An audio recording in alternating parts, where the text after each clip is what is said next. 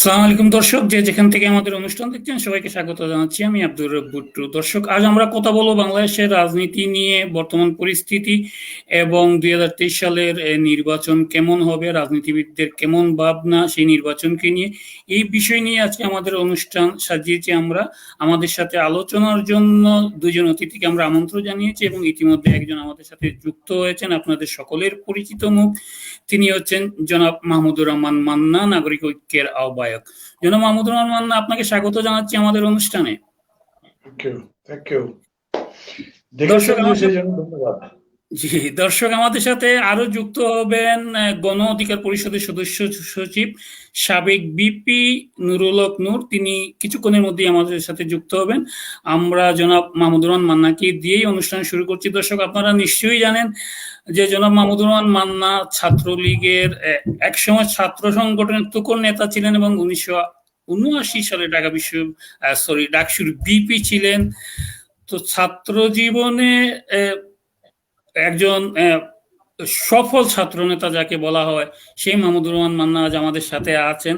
আমরা তার কাছ থেকে রাজনীতির বর্তমান পরিস্থিতি জানবো এবং আগামীতে কিভাবে একটি সুষ্ঠু নির্বাচন হয় এবং তাদের পরিকল্পনা কি, বা বর্তমান সরকারের অধীনে আগামী নির্বাচন হলে তারা সেই নির্বাচনে যাবেন কিনা এবং কিভাবে কি তারা করবেন, বা বর্তমান দুঃশাসনের বিরুদ্ধে তারা কিভাবে কি মোকাবেলা করছেন।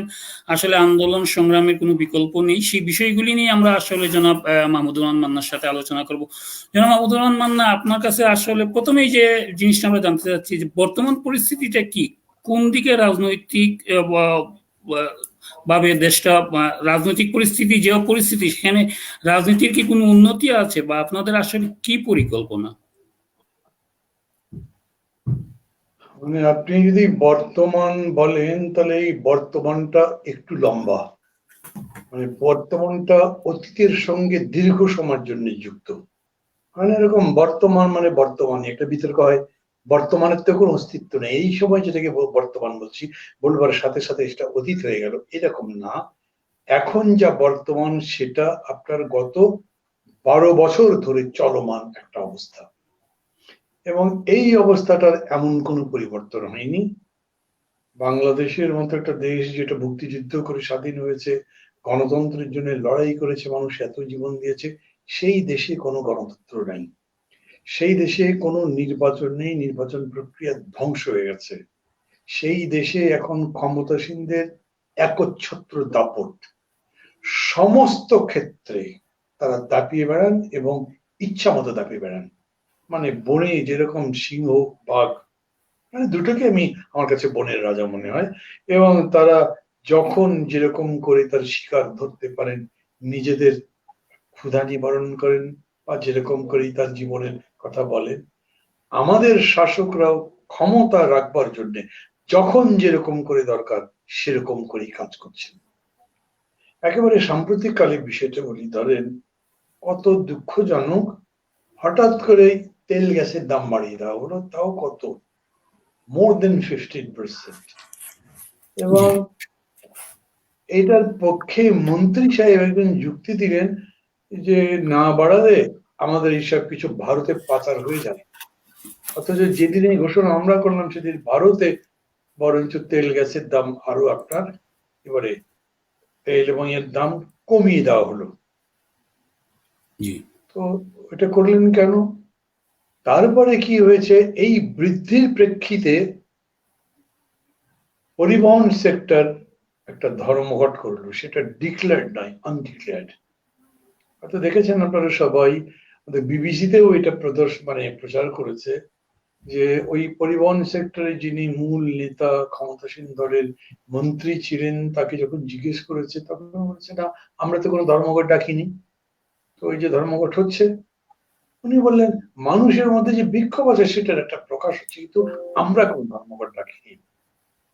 ওরা তো ধর্মঘট ডাকেনি, ওরাই বলছে। অথচ সরকার পক্ষ 3 দিনের মাথায় তাদের সঙ্গে, মানে মালিক পক্ষ শ্রমিক পক্ষের সঙ্গে আপোষ করলেন, আলোচনা করলেন, কথা বলে তথাকথিত ভাড়া সমন্বয়ের নামে ভাড়া বৃদ্ধি করলেন। ট্রেড ইউনিয়ন ল অনুযায়ী আপনি তো পারেনি না, তার থেকে বসবেন, তো ধর্মঘট ডাকে নাই, বসলেন কিরকম করে? এবং সেইখানে দেখেন ধর্মঘট প্রত্যাহারের ঘোষণা, মানে কি বলে মানে ভাড়া বাড়াবার ঘোষণাটা আসলো 5:30-6টার দিকে, কিন্তু 5টা থেকে বাস রাস্তায় নামতে শুরু করলো। তার মানে ওরা আগেই জানে যেটা হচ্ছে। এই জন্য আজকে প্রথম আলোতে দেখবেন একটা প্রতিবেদনে বলেছে যে এটা মনে হচ্ছে একটা যোগ সাজস করে করা হয়েছে। সরকার, মালিক পক্ষ, শ্রমিক পক্ষ মিলে একটা সিন্ডিকেট, এবং তারা মিলে মানে করোনার পরে আপনি ইকোনমিকে স্যালভেজ করার জন্য কোথায় তাকে রিলিফ দেবেন, তা না তার উপরে আরো মরার উপরে খাড়ার খাঁচা পাবার মতো কাজ করছেন এবং করেই যাচ্ছেন। এই যে জিনিসপত্রের দাম বাড়ানো হলো, সেই সম্পর্কে একই কথা বলি, সমস্ত জিনিসের দাম বেড়েছে। আপনি ভাবতে পারেন 1 মণ চাল, 1 মণ ধান বিক্রি করে আপনি 1 কেজি গরুর মাংস কেনেন, বাংলাদেশের অবস্থা এখন।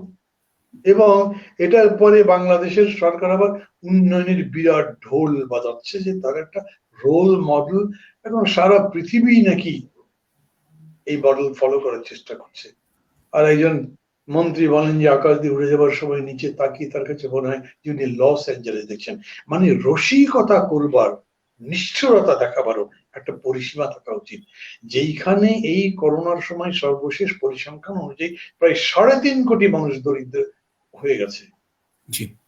এই দেশে উন্নয়নের সমস্ত কাহিনী শোনানো হচ্ছে। These are one side of the pictures of, আপনি যেটাকে বলছেন পলিটিক্স। ভিন্ন দিকটা হচ্ছে কি, অবজেক্টিভলি যদি দেখেন তাহলে মানুষ একেবারে এই সরকারের উপরে তিতি বিরক্ত। ওরা চায় যে এই মুহূর্তে সরকারটা চলে যাক। মানুষ চায়, আমি দাবি করছি যে কেউ আমার সাথে তর্ক না, কই যায়, উনি তো আছেন, কই আন্দোলন হচ্ছে, ইত্যাদি ইত্যাদি। আপনি তো বেরুলেই মারপিট করেন, না হলে ধরেন, গ্রেপ্তার করেন, গুলি করেন, সেগুলো অনেক কাহিনী আছে। আপনি মূলত জনগণকে জিম্মি করে যে কাজগুলো করছেন, এটাতে জনগণ হয়তো সেই সাহসটি নিজের মতো করে বেরিয়ে আসেনি, কিন্তু তারা যে বিরক্ত সেটা মানুষের সাথে কথা বললে যে কেউ বুঝতে পারবে। হ্যাঁ, এই কথা আমি মানি যে এই পরিস্থিতি, বা এই যে যেটাকে আমি বাংলায় বলবো বিষয়গত পরিস্থিতি, ইংরেজি বলেন অবজেক্টিভ কন্ডিশন, এটাকে কাজে লাগিয়ে একটা প্রতিরোধ আন্দোলন গড়ে তোলবার কাজটা বিরোধী দল করতে পারছে না এখন পর্যন্ত। এবং সেইটা বিরোধী দলের একটা খুব বড় ধরনের সীমাবদ্ধতা বলেন, ব্যর্থতা বলেন, যে ভাষায় বলেন সেটা আছে। যারা এরকম করে বলেন দেশে তো কোনো রাজনীতি নাই, তারা খুবই ভুল করেন। দেশে স্বৈরতন্ত্রের রাজনীতি দাপিয়ে বেড়াচ্ছে, তার বিরুদ্ধে প্রতিরোধের আন্দোলনটা দুর্বল, কিন্তু তার বিরুদ্ধে প্রতিবাদের সমালোচনার আন্দোলন আগের যে কোনো সময়ের চাইতে সবল। ফেসবুক গুলো দেখেন, মানুষের সঙ্গে কথা বলেন, অনেকগুলো পজিটিভ দিক আছে। এখন এই সরকারের হাতেই যেহেতু সব, আপনি এই যে একটু আগে কথা বলছিলেন, আমি নিজেও জানি আপনি বলা বলে কোনো কথা না, দেশের টিভি গুলোতে তো সত্যি কথা বলাই হচ্ছে না। আমাদের মতো মানুষ আগে টিভি স্টারের মতো ছিলাম আমরা, আমাদেরকে ডাকে না সহজে, অনুষ্ঠান তো উপস্থাপনা করা বহুত আগে ছেড়ে দিতে হয়েছে। এবং আমি একা বলে নয়, এইরকম 10 জনের নাম করতে পারবো যাদের কথা মানুষ টিভিতে শুনতে চায়, যেতেই দেয় না। টিভিগুলো নিউজ করে, সেই নিউজের মধ্যে পর্যন্ত কত খাটলি। এবং এখন দেখছি বিদেশ থেকে যারা যারা সত্যি কথা বলছেন, যে কনক সরের বোন এখনো জামিন পাইনি, কনক সরের নামে গ্রেপ্তারি পরোয়ানা, আপনাদের নামে গ্রেপ্তারি পরোয়ানা নিশ্চয় এখনো হয়নি, কবে হবে করো, ঠিক আছে দেখি, যা ইচ্ছে তাই করতে পারে তারা। এই পরিস্থিতিতে সেই প্রকাশটা আপনি দেখতে পাচ্ছেন না। মানুষের মধ্যেকার বিক্ষোভ, রাজনৈতিক নেতা কর্মীদের সংগঠনদের বিক্ষোভ, কিন্তু তারপরেও এই জিনিসপত্রের দাম বাড়াবার প্রতিবাদে আমাদের ছাত্র সংগঠন মিছিল করেছে, মশাল মিছিল করেছে, আগামীকালকে আবার মশাল মিছিল করবে। আজকেও আমরা প্রতিনিধিদের নিয়ে সভা করলাম মহানগরে যারা আছে, সেখানেও আমরা এই কথাগুলো বলেছি। সবাই কিন্তু যে যার মতো বলছেন। সকালবেলা বামরাও এ ব্যাপারে একটা ধর্ণার মতো দিয়েছে, প্রতিবাদটা আছে। আপনি যেটা বলছেন প্রতিবাদটা কিন্তু আগের চেয়ে এখন বেশি হচ্ছে, এবং প্রতিবাদের ধরনটা পরিবর্তন হয়ে গেছে। এখন কিন্তু মানুষ মানে ডিজিটালাইজেশন হয়েছে সারা ওয়ার্ল্ডে, মানুষ কিন্তু বিভিন্ন প্ল্যাটফর্ম থেকে, অবস্থান থেকে প্রতিবাদ করছে। কিন্তু সরকার তো এখন, আপনি নিশ্চয়ই জানেন যে সরকার তো এখন আপনার অনলাইনে বা ডিজিটাল প্রতিবাদ যেটা হচ্ছে সেটাও বন্ধ করার পায় তারা করছে এবং করতেছে। ইতিমধ্যে তারা অনেক লোক নিয়োগ দিছে যে যারা সামাজিক যোগাযোগের মাধ্যমে প্রতিবাদ করছেন বা সত্য প্রকাশ করছেন তাদেরকে কন্ট্রোল করার জন্য। এবং আমার ইতিমধ্যে আমার আমার ফেসবুক পেজ হ্যাক করা, আমি জি কিছু করতে পারছি না সেটা।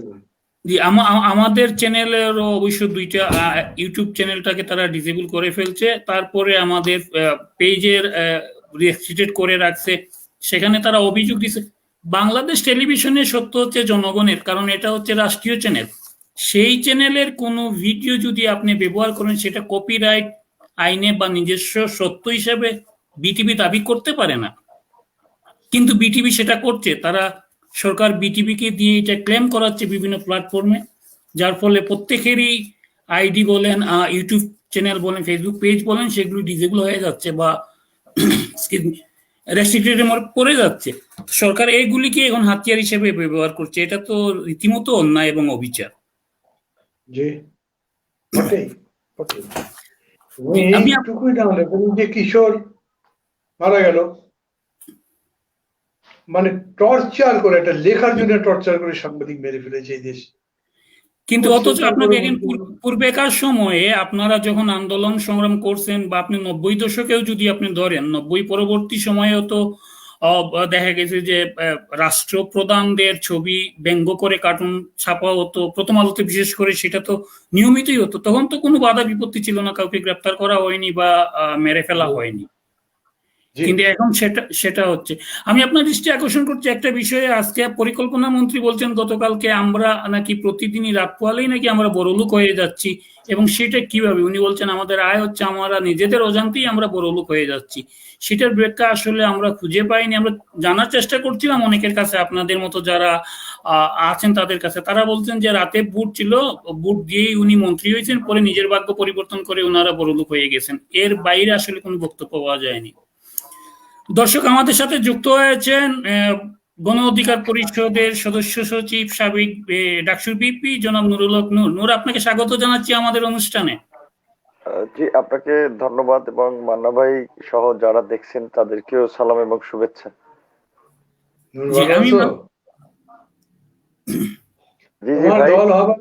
আমি তোমাদেরকে অভিনন্দন জানিয়ে একটা স্টেটমেন্ট দিয়েছিলাম আমার পেজে। এখন পেজ তার পরদিন হ্যাক হয়ে গেছে, পত্রিকা ছাপাই নেই। এনিওয়ে, মানে দেখলাম ওইটা হচ্ছে ওই যে কিছুদিন আগেই যে আপনার সরকার যে ঘোষণা দিল 1 লক্ষ সাইবার বাহিনী তৈরি করতেছে। এদের কাজ হচ্ছে এই বিভিন্ন ফেক আইডি এবং পেজ ক্রিয়েট করে বিভিন্ন মানুষের পেজে আইডিতে গিয়ে কমেন্টস করা, এবং ওদের তো একটা প্রশিক্ষিত বাহিনী আছে সরকারি সুবিধা ব্যবহার করে। এই যে আমারও তো একাধিক পেজের আগে হ্যাক করছে। আমাদের প্রত্যেকেরই একই অবস্থা, আমাদের প্রত্যেকের পেজ। মানে এটা আবার লাইভ আপনারা এটা লাইভে চলে গেছেন না? লাইভ আমরা লাইভে আছি। ঠিক আছে। জি, তো আমরা আলোচনা করছিলাম জনাব মাহমুদুর রহমান মান্নার সাথে, যেটা আপনার পরিকল্পনা মন্ত্রী বলছিলেন যে আমরা রাত পোহালেই বড়লোক হয়ে যাচ্ছি। সেই আলাউদ্দিনের চেরাগটা কি রাতের বুট নাকি অন্য কিছু? জনাব মাহমুদুর রহমান, আপনি কি মনে করেন? আমি একটা কথা বলি, সেটা হচ্ছে এই পরিকল্পনা মন্ত্রী ভদ্রলোক সম্পর্কে কিন্তু আমার একটা ভালো ধারণা আছে, এখনো আছে। সেটা হচ্ছে কি, সফট স্পোকেন। অনেকে আওয়ামী লীগের নেতা বা যারা করেন, আমি বলবো চাপাবাজি করেন, মিথ্যা কথা বলেন, জলজান্ত মিথ্যা কথা বলেন। উনি ঠিক এরকম কথা বলেন না, বরঞ্চ যখন আপনি সমালোচনা করেন উনি বলেন হ্যাঁ কিছু কিছু তো হয়ই এরকম, এই ধরনের অর্থনীতিতে এগুলো বলেন। কিন্তু তারপরেও মানে ইকোনমিক্স এর বহুলাংশ তো স্ট্যাটিস্টিক্স সাপোর্ট করে। And as it is said, statistics is a lie, a damn lie and a blatant lie. আমাদের এইখানে এই উন্নয়নের ইয়ারস্টিক করা হচ্ছে একটা জিডিপি আর হচ্ছে পার ক্যাপিটাল। এবং জানেন জিডিপির উপরে প্রচুর লেখালেখি হচ্ছে। জিডিপিটা একটা মৃত্যুমার টাইপের মাঝে মাঝে, আমি বলছি মাঝে মাঝে। মানে কি, এখন আমি আর আপনি দুজন মিলে গল্প করতে করতে কোনো একটা বাজি ধরে আপনাকে 1000 টাকা দিলাম, আপনি আবার আর একটা বাজিতে আমার কাছে হেরিকে আমাকে 1000 টাকা দিলেন। এই যে 2000 টাকার ট্রানজাকশন হলো, এটাও জিডিপিতে যোগ হলো, কিন্তু এটা গ্রস ডোমেস্টিক প্রোডাক্টে কোন রকম ভূমিকা রাখে না। আমাদের এইখানে এইরকম তো করা হচ্ছেই, তার সাথে সাথে জাগলারি করা হচ্ছে। দেখেছেন না কয়েকদিন আগে বের করেছে যে স্ট্যাটিস্টিক্সে অনেক ভুল পাওয়া গেছে, এমনকি জিডিপি কালেকশনেও প্রায় 25% যে ফরজারি করা হয়েছে এইটা বলেছে। আপনি এই ব্যুরো অফ স্ট্যাটিস্টিক্স এ কথা বলেন, ওরাও একই রকম কথাবার্তা বলবে। এই একটা কাজ তারা করছে, মিথ্যাচার করছে, অথচ আপনি ডেভেলপমেন্টের ওই concept of GDP and per capita বহু আগে চলে গেছে। এইটা আজ থেকে 20 বছর আগে অর্থনীতিতে এই কনসেপ্টটা পরিত্যাগ করা হয়েছে। ওই জায়গাতে এখন হিউম্যান ডেভেলপমেন্ট ইন্ডেক্স আসছে, ওইখানে আপনি ইনভেস্টমেন্ট কত আছে সেটা আসছে, আপনার এমপ্লয়মেন্ট কত আসছে সেটা আসছে, তাছাড়া আরো অনেকগুলোর মধ্যে একটা জিনিস আসছে সুখ, হ্যাপিনেস, এটাও একটা প্যারাফার্নালি আসছে যেটা আপনার ডেভেলপমেন্টের জায়গায় আছে। বাংলাদেশ একমাত্র জাগলারি করে ওই জিডিপি আর পার ক্যাপিটা এই দুটো জায়গা দেখাচ্ছে, বাকি কোনো জায়গায় তাদের কোনো পজিটিভ ফিগার নেই। দেখেন, আমি জিডিপি সম্পর্কে বলেছি, পার ক্যাপিটা বলি। পার ক্যাপিটা আপনি যদি বাংলাদেশে ধরেন 2টা বা 3টা ব্যাংকের বড় অফিসার যারা মানে কর্তৃত্বে আছেন, নেতৃত্বে যারা পরিচালনার জায়গায় আছেন, তাদের সাথে কথা বলেন, দেখবেন 1000 কোটি টাকার লোন নিয়ে যাওয়া হচ্ছে, তার ডকুমেন্ট গুলো ফলস। ডকুমেন্ট যে জায়গায় দেওয়া হচ্ছে সেই জায়গাতে তার কোনো অস্তিত্বই নেই, অথবা ডকুমেন্ট দেওয়া হচ্ছে সেই ডকুমেন্ট গুলো যিনি দিয়েছেন তার এটা অন্য কারো ডকুমেন্ট। এরকম কথা আমি বহু জায়গাতে শুনেছি। এবং খেয়াল করেছেন এইবারে এই যে বলা হলো জিনিস কি বলে গ্যাস এবং তেল এবং ইয়ের দাম বাড়াতে হয়েছে, কারণ হচ্ছে যে বিপিসি লস দিয়েছে, কিন্তু লস দেয়নি তারা, বরঞ্চ তাদের প্রফিটের পরিমাণ 3000 কোটি টাকার উপর হয়েছে, সেইখান থেকে সরকার টাকা নিয়েছে। বাংলা প্রথম আলোর লেখা আমি আজকে আবার বলছি, গভর্নমেন্ট একটা প্রতিষ্ঠানের প্রফিট থেকে টাকা নিয়ে গেছে। ওয়াই? বিকজ গভর্নমেন্টের কাছে টাকা নাই, বিকজ গভর্নমেন্ট সমস্ত টাকাই লুটপাটের মধ্যে ব্যয় করেছে। এবং এই যে ধরেন ব্যাংক থেকে টাকাটা উত্তোলিত হলো, সেই ব্যাংক থেকে অন্য জায়গায় ইনভেস্টমেন্ট হলো কি হলো না, আমাদের দেশের ইনভেস্টমেন্ট নিয়ে একটু বহু কথা হয়েছে। বড় লোকরা, সো কল্ড ইনভেস্টররা 1000 টাকা নেয়, তার মধ্যে 500 টাকা আগেই বিদেশ পাঠিয়ে দেয়, আর 500 টাকার মধ্যে থেকে 250 টাকা ঘুষ টুস দেয় সবকিছু ম্যানেজ করতে, বড় জোর 250 টাকা ইনভেস্ট করে, ওই প্রজেক্ট ভায়াবল হয় না মোস্ট অফ দি কেসেস। আমাদের ইনভেস্টমেন্ট অলমোস্ট নাই, দেশি বলেন বিদেশি বলেন, এমপ্লয়মেন্ট অলমোস্ট নাই, তো ডেভেলপমেন্টটা কি? এই যে বৈষম্যের যে এক একটা ফিগার এই পর্যন্ত আমরা দেখলাম, সেগুলো তার বিস্ময়কর, পৃথিবীর মধ্যে উল্লেখ করবার মতো বৈষম্যের রেট। এবং তারপরে এখন এই যে যেটা লিখেছে প্রবৃদ্ধি বনাম সুখ, এবং সেখানে বলেছে যে সুখ কোনো হিসাবেই আসে না, কারণ সুখের ইন্ডেক্স আমাদের আগের তুলনায় আরো 10 পয়েন্ট নিচে নেমে গেছে। তো মানুষের মধ্যে সুখ নাই। এই করোনার মধ্যে 3.5 কোটি মানুষ দরিদ্র হয়ে গেছে, এদের লজ্জাও করে না যারা ক্ষমতায় আছে, তারপরে সব বড় বড় কথাবার্তা বলে। আই এম সরি, এই ল্যাঙ্গুয়েজটা আমি পরিকল্পনা মন্ত্রী হিসেবে জন্য বলতে চাই, কিন্তু তারপর আমি বলবো, উনি কি দেখছেন না এই জিনিসটা যে এতগুলো লোক দরিদ্র হয়ে গেছে, তাদের আপনি কোনো সাপোর্ট দেননি, কোনো সাপোর্ট না। আমি ধরেন বলি খুব স্ট্রেট কথা, যদি দেশে 6 কোটি লোক দরিদ্র হয়ে থাকে, এই 6 কোটি লোককে প্রত্যেক মাসে 1000 টাকা করে দিতে পারেন না? বছরে কত যাবে? 72,000 কোটি টাকা। আপনি একটা পদ্মা ব্রিজ করতে থেকে ইনফ্লেট করে 50,000 কোটি টাকার মতো জায়গায় নিয়ে যাচ্ছেন। আপনার প্রত্যেক বছরে 2 থেকে 2.5 লক্ষ কোটি টাকা সাইফন্ড হয়ে যায়, ব্যাংক বিদেশে পাচার হয়ে যাচ্ছে, সেগুলো একটা চেক করতে পারেন না। আপনার দেশে যত দুর্নীতি হয়, শুধু সেই দুর্নীতি যদি চেক করতে পারেন, তাহলেও আপনার অন্তত 2-3 লক্ষ কোটি টাকা উপার্জন করা সম্ভব। কোনো কিছু করেননি আপনি। 70,000 কোটি টাকা এই গরিব মানুষ যারা কোনো খেতে পাচ্ছে না, যারা অসুখ বিসুখে চিকিৎসায় যেতে পারছে না, আপনি সবাইকে দেখাচ্ছেন। আমি প্লেন দিয়ে যখন যাচ্ছি তখন তো দেখি লস এঞ্জেলেস নিচে এরা এইরকম টাউট টাইপের এরকম মিথ্যাচার করছে, এইরকম করে জনগণকে মানে বিশ্ববাসীকে প্রবোধ দেবার, ভয় দেখাবার চেষ্টা করছে, যেমন এখন করছে না। দেখেন এই যে সাম্প্রদায়িক দাঙ্গা রোধ করার জন্য আমরা ছাড়া কেউ নেই। কিন্তু ইনভেস্টিগেশন বেরিয়ে যাচ্ছে যে এই সাম্প্রদায়িক দাঙ্গার বিস্তারের পেছনে সরকারের হয় ইনভলভমেন্ট আছে, নইলে ঔদাসীন্য আছে। তো এই সব কিছু মিলিয়ে এই গভর্নমেন্টের মন্ত্রী প্রধানমন্ত্রী তার লন্ডন সফরের সময় উনি সেটা বলেছেন যে এই সাম্প্রদায়িক দাঙ্গার পিছনে ভারতের হাত ছিল। এটা উনি উনার জনসভায় লন্ডনে গতকালকে এটা স্বীকার করেছেন। কিন্তু প্রথম থেকেই উনি বা উনার দলের লোকজন দাবি করে আসছিল যে এটা অপোজিশনের কাজ, দেশে একটা দাঙ্গা সৃষ্টি করার তারা একটা অপপ্রয়াস চালাচ্ছে। তা তিনি এবং তার লোকজন এটা দৃঢ়ভাবেই বলে আসছিলেন, কিন্তু গতকালকে সেটা তিনি স্বীকার করেছেন এটা ভারত করিয়েছে। ধন্যবাদ মান্না ভাই। আমি জনাব নুরুল আবার একটু কথা বলবো, আমি জানি নূর আসছে তার কাছে, জানেন অনেক সময় গেছি, কিন্তু এইটা বলা আমি একটু দরকার মনে করছি। ভারত এই দাঙ্গা বাঁধিয়েছে আমি বিশ্বাস করতে চাচ্ছি, কিন্তু কিভাবে? ভারতের লোক আছে এখানে, ইসকন করেছে, ওর হিন্দু মহাসভা করেছে, কারা করেছে? তাদের গ্রেপ্তার করেছেন, কাউকে করেননি। আমি কথা বলছি ভারত এটা বাধাতে, তাহলে আমাকে ধরতে হবে যে ভারত এই সরকারকে এখন আর চায় না, দিতে চায় বা এরকম কিছু। কিন্তু আমি এইটা বুঝতে চাই যে তুমি কোনো প্রমাণ করনি, তুমি প্রথম থেকে গালি করছো বিএনপি জামাতকে, প্রথম থেকে গালাগালি করছো বিরোধী দলকে, একটা নাটক সাজিয়েছো সেই আগের রেপ কেসের মতো এই জায়গাতে আর একজনকে যে ওখানে কোরআন শরীফে রেখে এসছে। তারপরে ভারতের কথা বলছে কি ওই অ্যান্টি ইন্ডিয়ান যে ফিলিংটা বাংলাদেশে আছে সেইটাকে চ্যাম্পিয়ন করতে চায় বলে। যদি তাই হয় তাহলে ইন্ডিয়ার কাছে ফর্মাল প্রোটেস্ট যাচ্ছে না কেন? লন্ডন গিয়ে কথা বলেন কেন উনি? সরকার বলুক, ভারতকে চার্জ করুক যে আমাদের কাছে এই এই মনে হচ্ছে, আমরা জবাব চাই। বহু ব্যাপারে কিন্তু ভারতকে আমাদের কথা বলবার মতো আছে, সেগুলো বলেন।